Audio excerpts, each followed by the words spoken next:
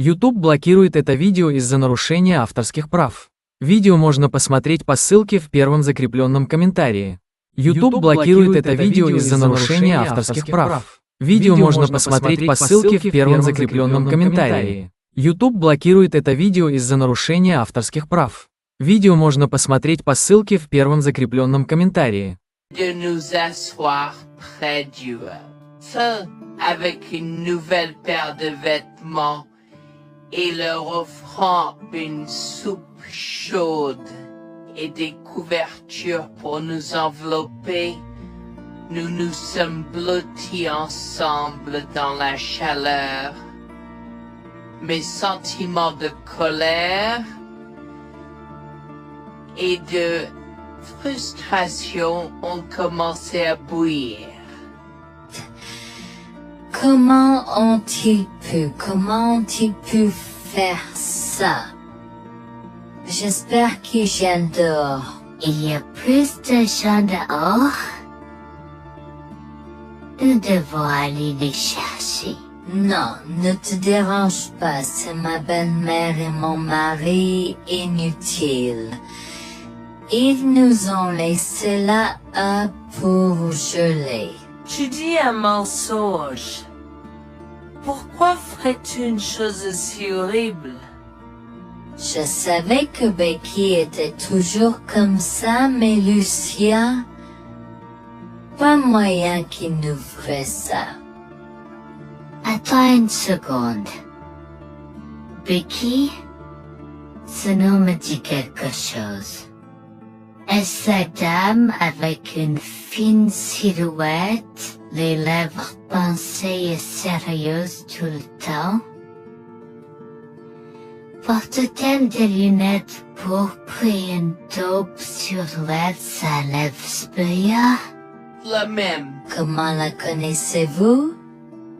Elle a l'habitude de parcourir ces régions, mais c'est bizarre de faire une telle chose pendant cette période où les tempêtes de neige sont abondantes.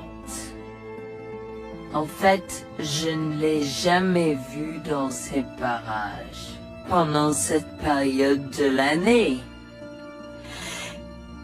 Maintenant, chérie, s'il te plaît, dis-nous comment tu la connais. Je suis sa belle-fille. Nous sommes venus de Floride parce qu'elle n'avait jamais vu son petit-fils Freddie depuis sa naissance. Je voulais vraiment qu'ils se lient d'amitié et se connaissent, mais Anne semblait désintéressée, même après que nous soyons venus de si loin. Freddy était blotti contre moi, endormi dans mes bras, avec un sourire sur son visage. Dieu merci, il allait bien. Dieu merci, il était en sécurité. Comment son petit corps a survécu tout cela? Encore un mystère pour moi. Mais plus je le regardais, plus je devenais frustré par son père, inutile, et sa grand-mère. Elle est magnifique.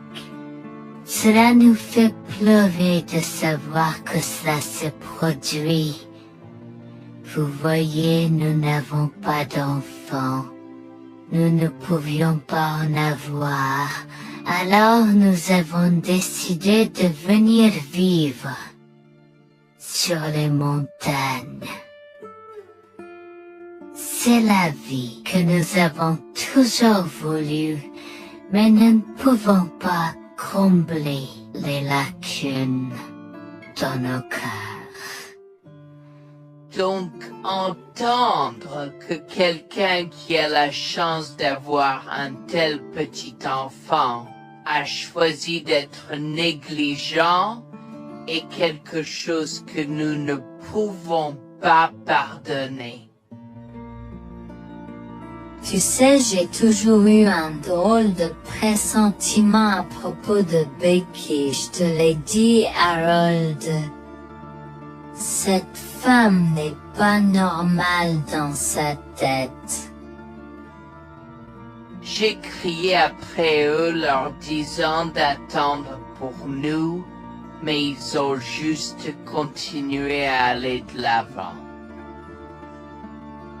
Ils m'entendaient, mais ils choisissaient de ne pas m'écouter. Pourquoi aurait-il fait ça?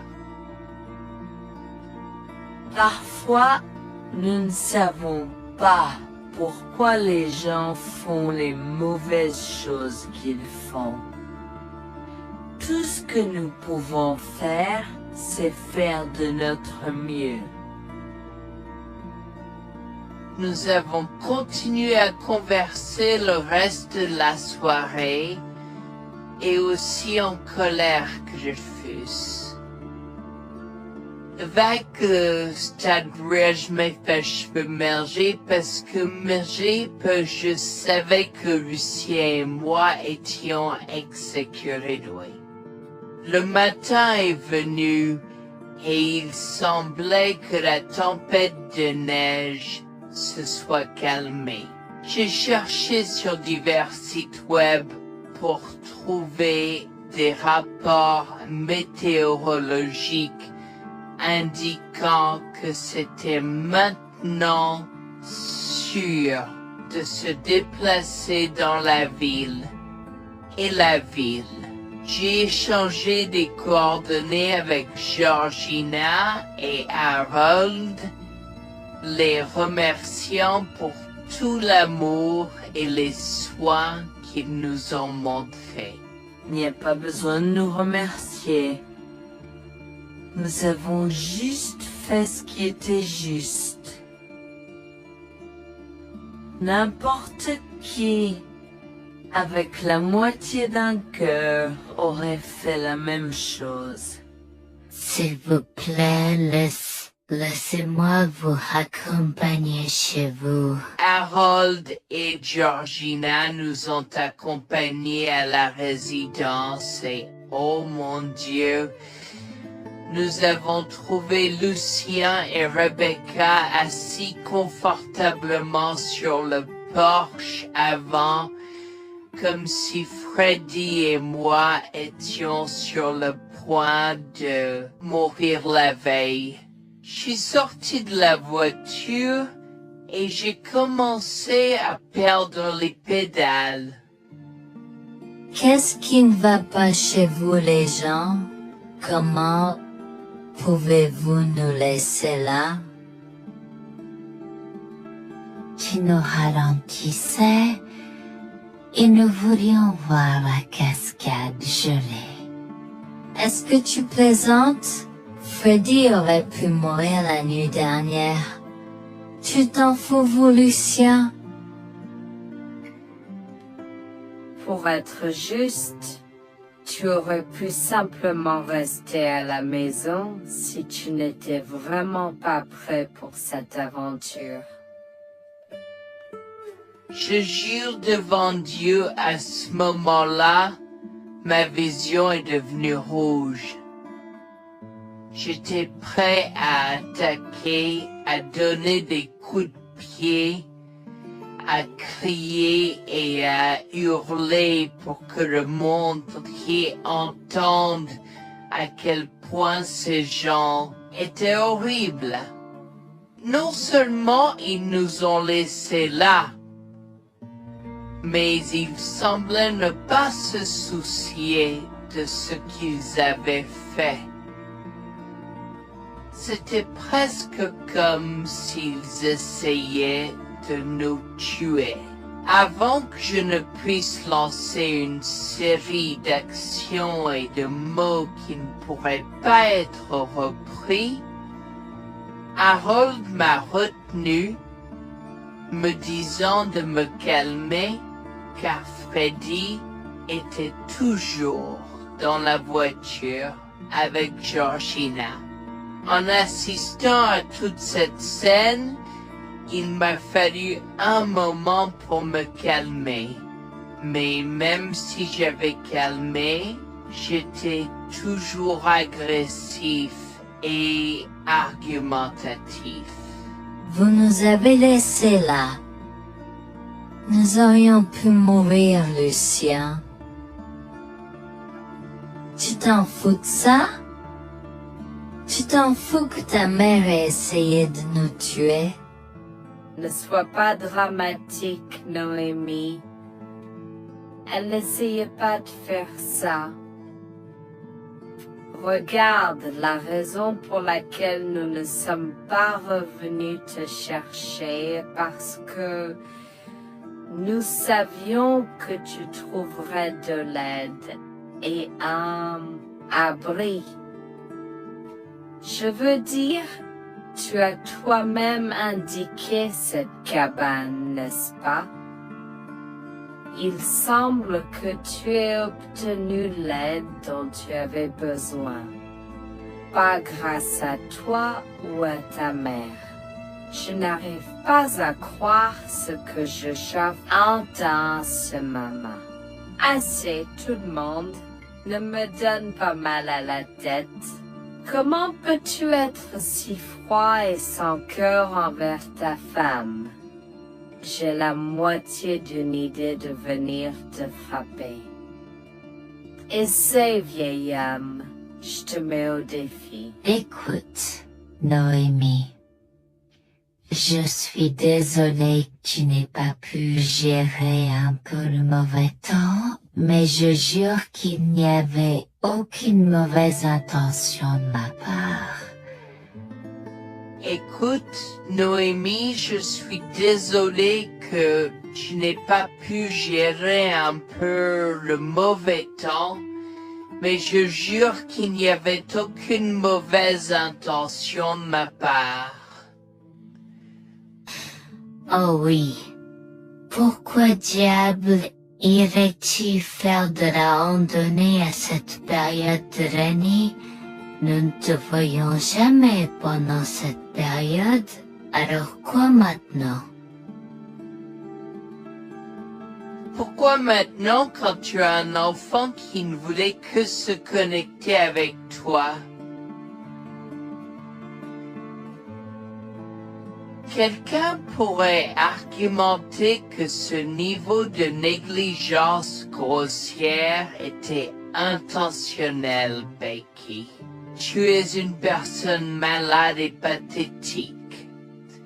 Cela a semblé faire fondre l'extérieur froid et dur de Becky, qui avait l'air douloureuse, du moins pendant un instant, avant de revenir à son extérieur de méchante sorcière de l'Ouest. Je ne sais pas ce que tu essaies d'insinuer, mais si tu cherches une bataille, je peux t'assurer que tu la perdras. Tu oublies que je suis une femme riche.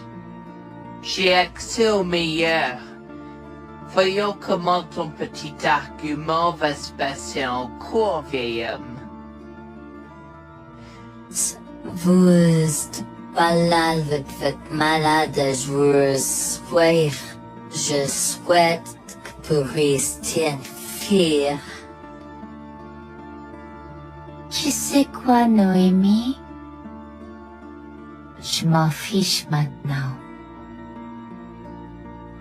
Je n'ai plus besoin de faire semblant devant toi et tout le monde.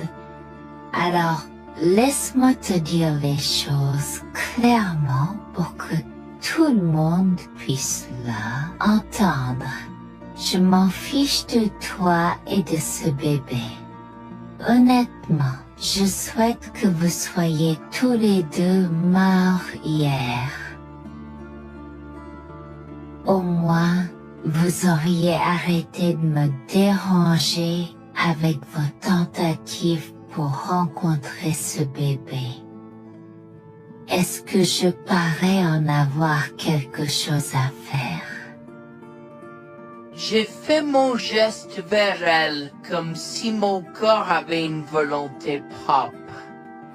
Je me suis approché d'elle et l'ai giflée.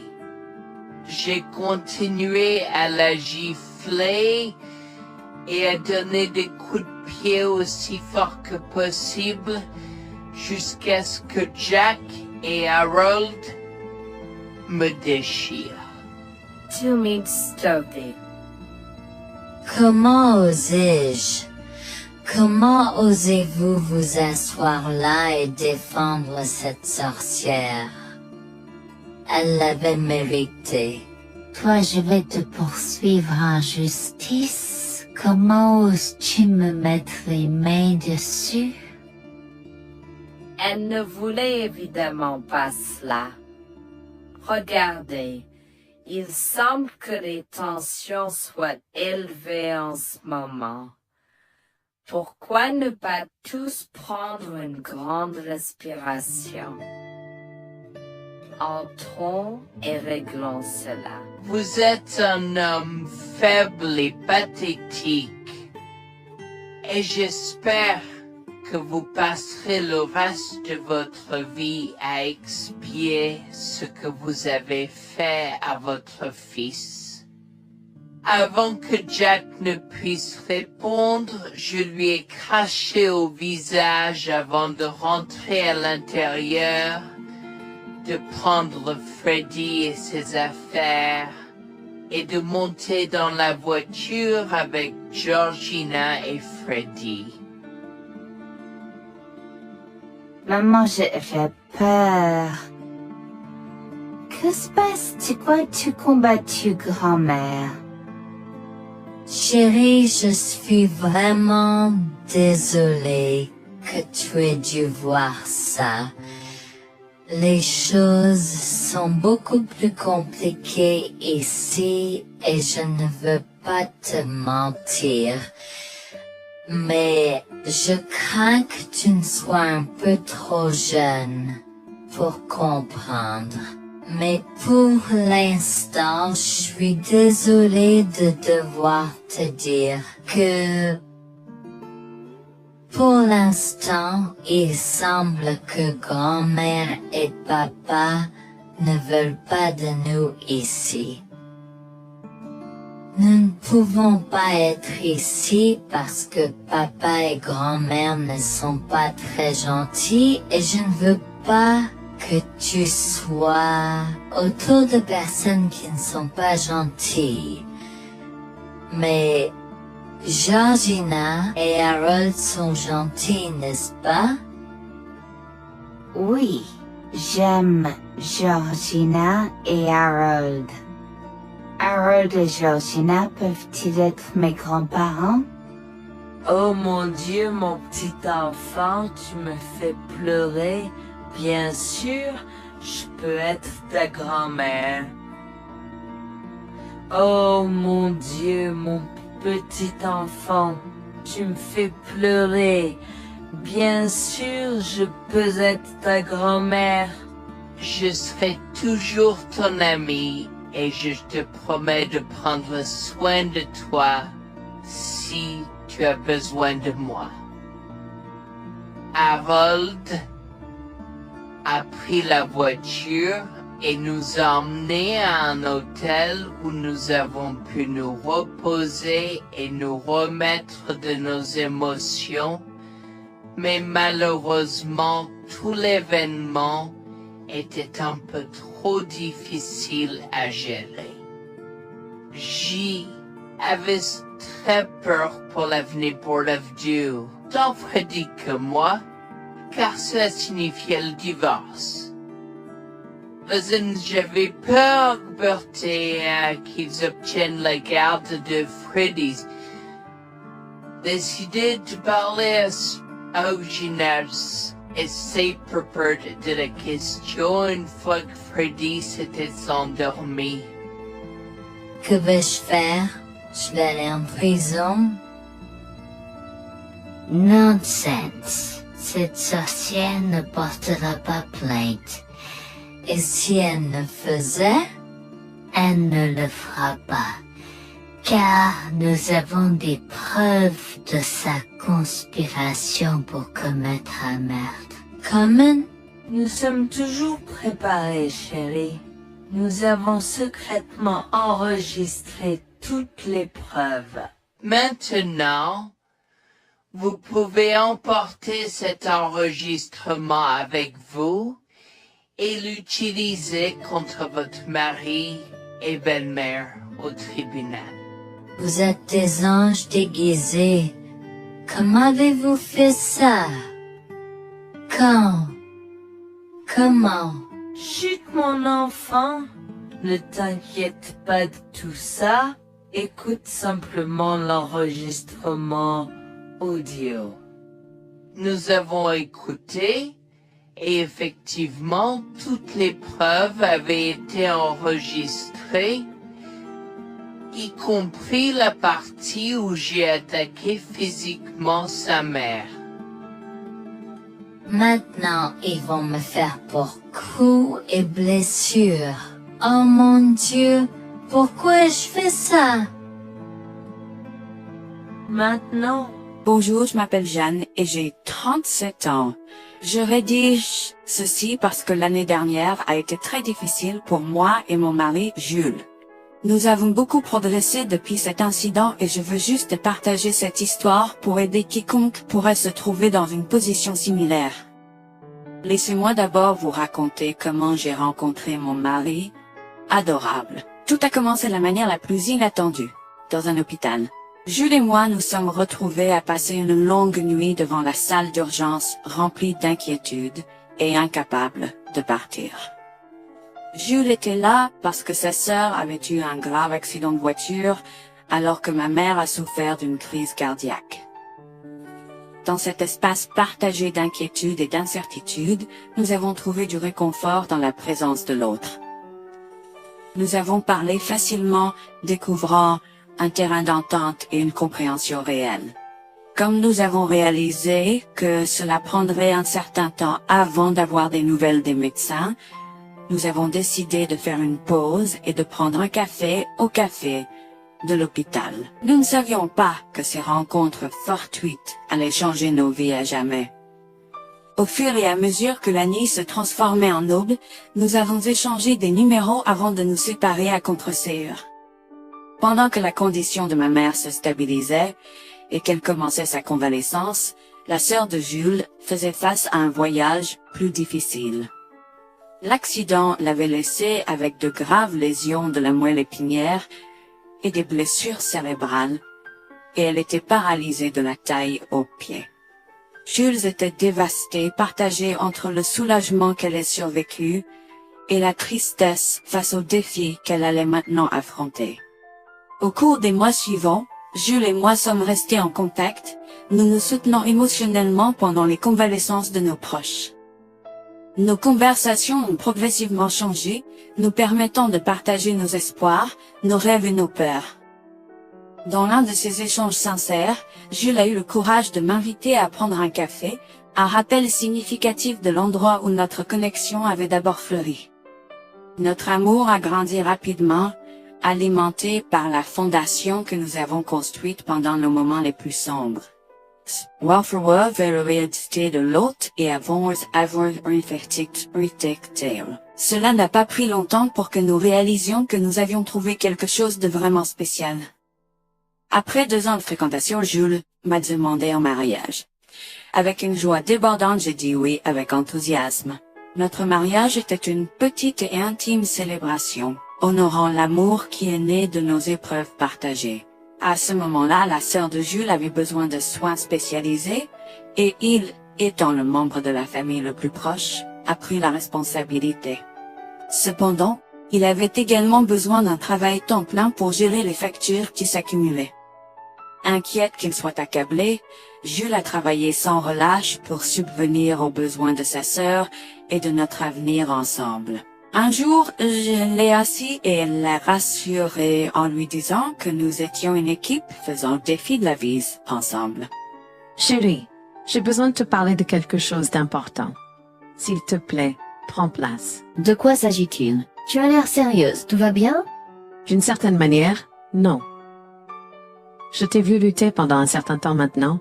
Tu sais que tu peux me demander de l'aide, n'est-ce pas? Bien sûr que je le sais. Je ne veux juste pas t'imposer mes problèmes, tu sais. Mon chéri, nous sommes une équipe. Je veux que tu te souviennes toujours de ça. Nous faisons face aux défis de la vie ensemble et il n'y a rien d'individuel dans notre relation, seulement la nôtre. Je veux te soutenir, toi et ta sœur, de toutes les manières possibles. Cela signifie beaucoup pour moi, bébé. Tu as été incroyable tout au long de tout cela. Je ne sais pas ce que je ferais sans toi. C'est exactement pourquoi je voulais en parler.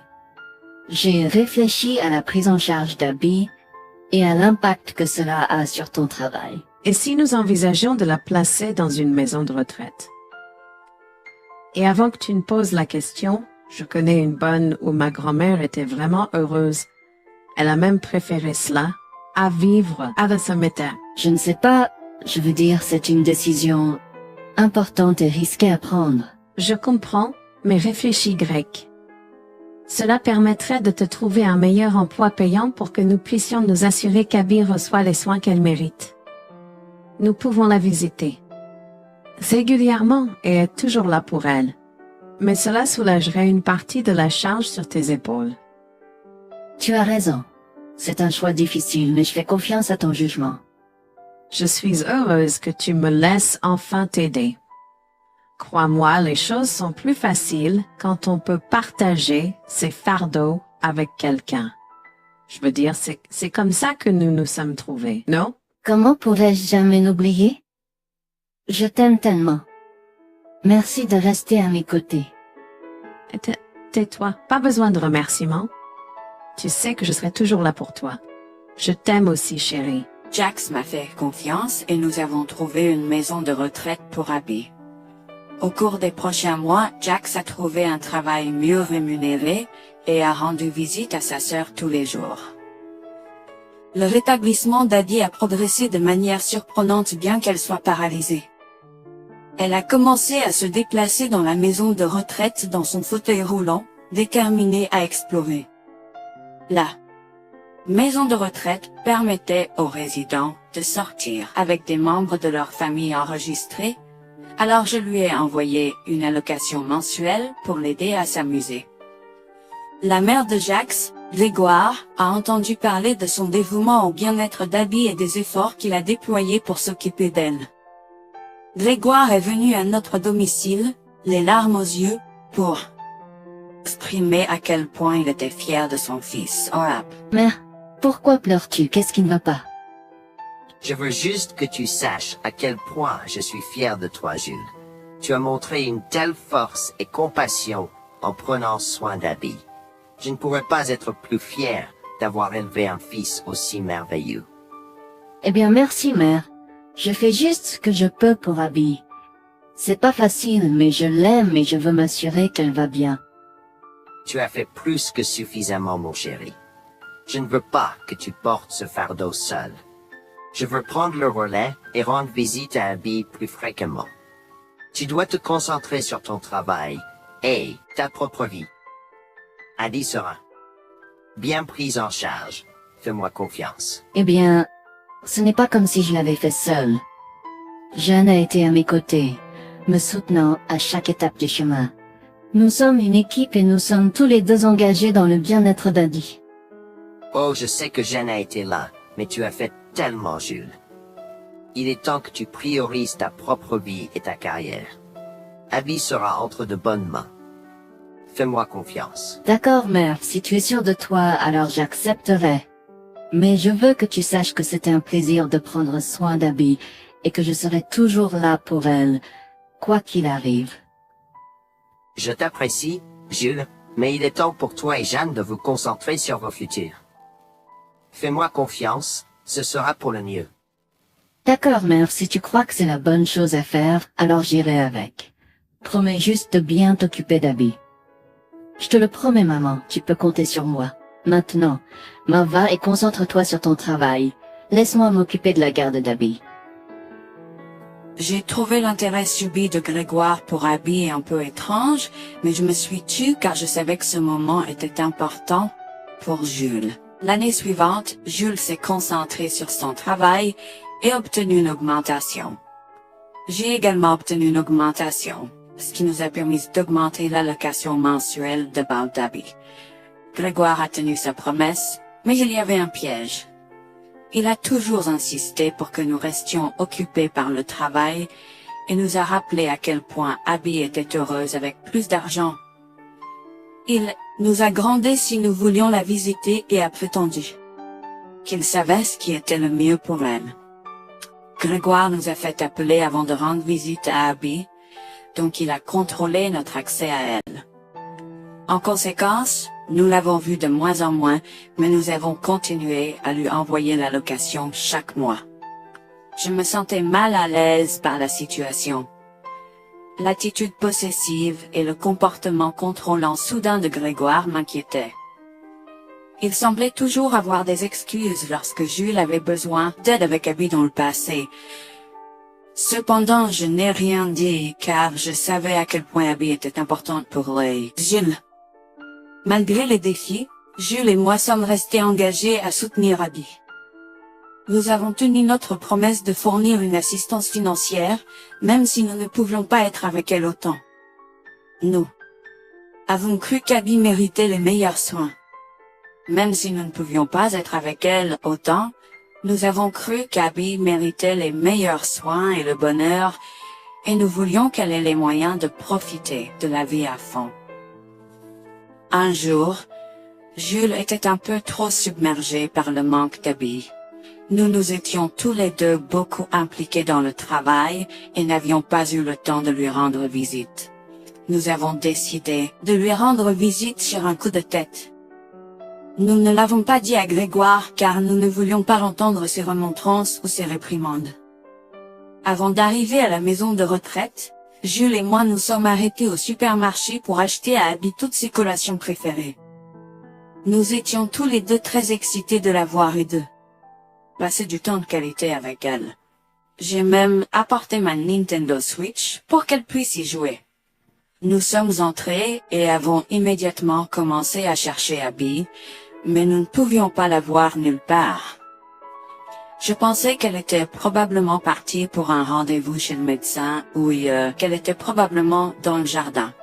Nous avons trouvé l'infirmière d'Abby, Mme Smith. Elle nous a regardés avec confusion. « Excusez-moi, pourriez-vous nous dire où est Abby? Nous la cherchons. » Jolie, savez-vous pas ce qui s'est passé? Non, nous n'en savons rien. S'il vous plaît, dites-le nous. Que s'est-il passé? Est-ce que Abby va bien? J'ai essayé de contacter Grégoire car il a insisté pour être le point de contact pour toutes les informations concernant Abby, mais il n'a jamais répondu à mes appels. S'il vous plaît, dites-nous simplement ce qui s'est passé. Est-ce que Abby va bien? Je suis vraiment désolée de vous apprendre cette nouvelle. Alors que nous administrions un nouveau médicament à Abby, son corps a eu une réaction sévère. Elle est tombée en état de choc, malgré nos efforts et d'aide. Quoi? Quand cela s'est-il produit? Cela s'est produit il y a 2 mois. 2 mois? Comment cela est-il possible? Pourquoi n'avons-nous pas été informés? Je m'excuse pour cette omission. Nous essayons de joindre Grégoire comme il l'avait demandé, mais il semble qu'il n'a jamais reçu nos appels. C'est incroyable. Nous aurions dû être au courant, nous aurions dû appeler Abby. Merci de nous l'avoir dit, Manager Smith. Nous aurons besoin de temps pour traiter cela. Pouvez-vous nous laisser un peu d'intimité? Bien sûr, prenez tout le temps dont vous avez besoin. Je serai là si vous avez des questions ou si vous avez besoin d'aide. Je suis vraiment désolée pour votre perte. Je pouvais sentir le monde de Jules s'effondrer et le mien aussi. Bien que Abby ne soit pas ma propre sœur, je la traitais comme telle. Je m'efforçais de la connaître. Au fil du temps, je suis absolument tombée amoureuse d'elle. Nous étions comme des sœurs. Abby a été si pleine de vie malgré sa situation. Jules était un désordre de larmes, pendant que je ne pouvais tout simplement pas me résoudre à pleurer. Je me sentais tellement engourdie. Je ne pouvais pas croire que Abby était partie. Je me sentais tellement coupable qu'elle ait souffert toute seule. Je me sentais tellement coupable de ne jamais avoir pris le temps de la rencontrer. Serait-ce différent si je l'avais visitée? Je savais que Jules se sentait de la même manière que moi. Je savais que nous ne pouvions pas continuer à rester là et à pleurer. Alors je l'ai guidé gentiment hors de l'installation. Le trajet de retour à la maison était silencieux, alors que le chagrin enveloppait nos âmes. Quand nous sommes arrivés à la maison, nous nous sommes tous les deux effondrés en pleurs dans les bras, un de l'autre. Nous avons pleuré et pleuré pendant ce qui semblait être des heures. Jules était furieux que nous n'ayons même pas pu dire au revoir à Abby. Je me sentais de la même façon. De plus, j'étais triste que Abby n'ait probablement jamais eu de funérailles non plus. À ce moment-là, j'ai eu une soudaine réalisation qui m'a frappé dur. Grégoire était censé prendre soin de Abby, mais quelque chose n'allait pas. J'ai demandé à Jules s'il avait entendu quoi que ce soit de sa mère, mais il n'avait rien entendu. Alors que nous rassemblions les pièces, la colère bouillonnait en nous. Nous avons réalisé à quel point Grégoire nous avait manipulés avec soin, nous volant notre connexion à Abby et profitant de notre gentillesse. Le fait qu'elle ait probablement pris toute l'allocation d'Abby pour elle-même, la laissant sans rien, a encore plus attisé notre colère. Jules était prêt à confronter sa mère, mais j'ai réussi à réfléchir plus clairement. Chérie, je sais que tu es furieux et veux confronter ta mère, mais réfléchis en grec. Je ne veux pas y réfléchir. Je veux lui demander pourquoi elle a fait ça. Qu'a-t-elle gagné à faire ça à Abby? Moi aussi, je veux savoir la même chose, mais tu sais qu'elle niera tout ce que nous disons ou trouvera un moyen de nous blâmer pour tout. Regarde, le jour où nous donnons habituellement l'allocation d'Abby approche bientôt. Que se passera-t-il si Grégoire se présente à notre porte en réclamant l'argent? Tu penses qu'elle oserait se montrer ici après tout ce qu'elle a fait? C'est possible, chérie. Si elle le fait, ce sera son aveu involontaire envers nous. Nous pourrons l'utiliser comme preuve. Oui, et puis, nous pourrons exposer ses méfaits maléfiques à tous. Exposer sa méchanceté devant tout le monde peut ne pas être la meilleure chose à faire pour l'instant. Réunissons des preuves et engageons une action en justice à la place. D'accord. Tu as raison. Nous devons aborder cela de manière stratégique. Nous allons suivre ton plan et rassembler les preuves dont nous avons besoin. Il est temps que Grégoire fasse face aux conséquences de ses actes. Nous avons tous deux pris une semaine de congé. En retournant dans la maison de retraite, nous avons recueilli le certificat de décès d'Abby comme preuve. Nous avons également consulté un avocat pour porter plainte contre Grégoire pour avoir volé une personne handicapée. Comme je l'avais prévu, Grégoire est venu frapper à notre porte en réclamant l'allocation de sa fille. Où est l'allocation d'Abby? J'attends. Pourquoi devrions-nous envoyer l'argent d'Abby à toi, mère? Qu'as-tu fait pour elle? Qu'est-ce que j'ai fait? Tu veux dire ce que je n'ai pas fait pour cet enfant insolent? Attends une minute, Grégoire.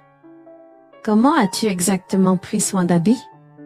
Je lui achète toute la nourriture qu'elle veut, et je réponds à tous ses caprices. Je m'assure même qu'elle prend ses médicaments quand je la visite.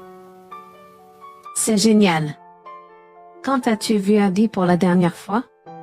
Je l'ai visitée hier. Je suis seulement ici parce qu'elle s'inquiète que tu ne lui aies pas envoyé son allocation. Comment oses-tu mentir à mon visage? Je ne mens pas. Qu'est-ce que tu veux dire? Comment oses-tu m'accuser de mentir? Tu es aussi ingrat qu'Abby. Sans hésiter, je tends à Grégoire le certificat de décès d'Abby, ma dégoût visible dans mes yeux, alors qu'elle le regarde avec stupeur. Grégoire a vacillé, tentant de s'excuser. Quoi? Non, ce n'est pas vrai. Ma petite fille. Je suis désolé, Jules. Je suis désolé. Enregistre tes excuses, mère. Tu n'as fait que l'insulter depuis que tu es arrivée. Tu es dégoûtante. Nous avons déjà engagé des poursuites judiciaires contre toi pour tes crimes. Nous avons des preuves de ta négligence. À bien, tribunal. S'il te plaît, Jules, ne fais pas ça. Je souffre autant que toi. S'il te plaît. Arrête. Quitte notre maison et ne nous adresse plus jamais la parole. Nous ne voulons plus rien avoir à faire avec toi. S'il te plaît, ne me conduis pas en justice. Je suis désolé. Il est trop tard pour les excuses. Tu as fait tes choix et tu devras maintenant assumer les conséquences de tes actes. Petit à petit, Jules et moi avons pris des précautions et enregistré notre conversation avec Grégoire. Cette preuve supplémentaire a joué en notre faveur et la Cour a statué que Grégoire devait nous rembourser, y compris les taux d'intérêt similaires à ceux pratiqués par les banques. Elle devra nous verser des mensualités pendant les prochaines années. Jules est allé plus loin et a partagé l'enregistrement avec le reste de sa famille élargie. Par conséquent, Grégoire a fait face à l'exclusion de sa propre famille. Jules et moi avons pleuré ensemble pendant longtemps. La douleur était profonde, mais lentement, nous avons commencé à guérir. Nous avons pris une décision ferme de couper tout contact avec Grégoire. Le seul rappel de son existence était les paiements mensuels. La décision ferme de couper tout contact avec Grégoire. Le seul rappel de son existence était les paiements mensuels qu'il faisait pour nous rembourser. Nous nous sommes concentrés sur notre guérison et sur la reconstruction de nos vies. Au final, la justice a prévalu et notre amour pour Abby est resté inébranlable. Nous avons honoré sa mémoire, en chérissant le temps que nous avions passé avec elle, et en montrant de l'amour et des soins aux autres dans le besoin. Notre parcours a été rempli de défis et de chagrins, mais il nous a également appris le pouvoir de la résilience et la force de notre lien. Jules et moi avons entrepris un voyage de guérison, en reprenant nos vies en main, à partir des décombres de la trahison. Nous nous sommes accrochés aux précieux souvenirs d'Abby, chérissant l'amour et la joie qu'elle nous a apportés. Bien que la douleur persiste, nous trouvons du réconfort dans le fait que nous avons combattu pour la justice, et que nous avons honoré l'esprit d'Abby.